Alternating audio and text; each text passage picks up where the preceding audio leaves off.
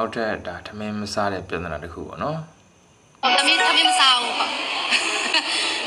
ထမင်းနေ့လည်းမစားဘူးညလည်းမစားဘူးဆူရှီလေးစားတယ်ဟုတ်အေးတောက်တယ်အခုလည်းမစားဟုတ်အရင်ဟုတ်ထမင်းမစားဟုတ်တစ်နှစ်လောက်ရှိပြီဟုတ်ထမင်းတော့မစားအခါရောစားချင်စိတ်တွေပါဒါကိုလည်းထမင်းကိုမစားကြည့်ဟုတ်အဓိကထမင်းနဲ့ဟင်းနဲ့ဘယ်လိုစားရလဲတိ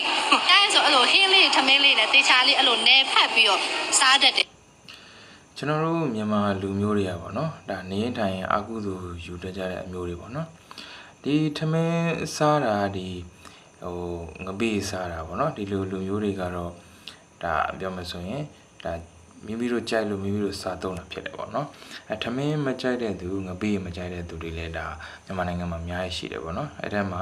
ကျွန်တော်အပါဝင်ပေါ့နော်ကျွန်တော်ဆိုလည်းမြန်မာထမင်းမကြိုက်ဘူးမစားခြင်းဘူးဒါပေမဲ့ကျွန်တော်ကတော့ဒါတာမန်လူတယောက်ဖြစ်တဲ့အတွက်ဒီထမင်းဟင်းကိုဒါမစားခြင်းလဲနေ့စဉ်အာဟာရအတွက်စားရတယ်ပေါ့နော်သူတို့လိုပတ်စံရှိတဲ့သူတွေအနေနဲ့ကတော့ဒါထမင်းမစားလဲဖြစ်တယ်ပေါ့နော်ထမင်းမစားလဲတခြားစားစရာအစားအသောက်တွေအများကြီးရှိတယ်ပေါ့နော်Chinese food တွေစားမလားပေါ့နော် European food တွေစားမလားပေါ့နော်ဒါကဘာရဲကဒါအစားအစာတွေအမျိုးမျိုးရှိတယ်ပေါ့နော်အဲ့တော့သူတို့ပတ်စံချမ်းသာတဲ့သူတွေအနေနဲ့ကတော့ဒါထမင်းကလွယ်ပြီးတော့ပေါ့နော်ဘာပဲစားလို့ရတယ်ပေါ့နော်ကျွန်တော်ဆိုလေဒါမြန်မာထမင်းလုံးဝမကြိုက်ဘူးနော်မြန်မာထမင်းလုံးဝမကြိုက်ဘူးကျွန်တော်ကြိုက်တာဆိုရင်ရှမ်းစာတရုတ်စာယူရိုပီယန်စာနဲ့ဒီနိုင်ငံခြားအစားအသောက်တွေပေါ့နော်အစားအစာတွေကြိုက်တယ်ပေါ့နော်မြန်မာအစားအစာတွေမှာဆိုရင်ကြိုက်တာကတော့ဒါထမင်းဟင်းရလွယ်တော့တခြားဟာတွေတော့ကြိုက်တယ်ပေါ့နော်မွေးငါအုံနုကောက်ဆွဲဂျာဇန်ချက်ပေါ့နော်အစားရှိသဖြင့်ပေါ့နော်တခြားဗမာမုံတွေတော့ကျွန်တော်ကြိုက်တယ်ပေါ့နော်မြန်မာထမင်းဟင်းကိုတော့ကျွန်တော်လုံးဝမကြိုက်ဘူးအဲဒီတော့ဒီအပေါ်မှာပေါ့နော်ဒါအများကတော့ပေါ့နော်ဒီထမင်းမစားဘူးဆိုတဲ့သူတွေကိုဒါဝိုင်းပြီးတော့ကဲ့ရဲ့ရှုံချကြတယ်ပေါ့နော်ကဲ့ရဲ့ရှုံချကြတယ်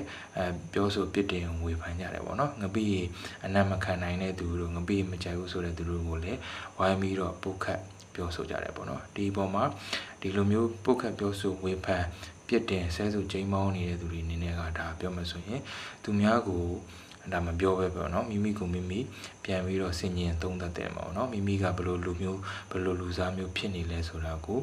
ဒါကိုသာပြန်သုံးသပ်တင်တယ်ပေါ့နော်အဲ့တော့ကျွန်တော်တို့မြန်မာလူမျိုးတွေရဲ့ဒါဝတ္တိအတိုင်းပေါ့နော်သူတစ်ပါးရဲ့မျက်ချီကိုမြင်တယ်ကိုမျက်ချီကိုမမြင်ဘူးဆိုတဲ့လူတွေကခမ်းများများဖြစ်တဲ့အတွက်ကျွန်တော်ဒီ reaction video လေးကိုလုပ်လိုက်ခြင်းဖြစ်ပါတယ်အားလုံးကျေးဇူးတင်ပါတယ်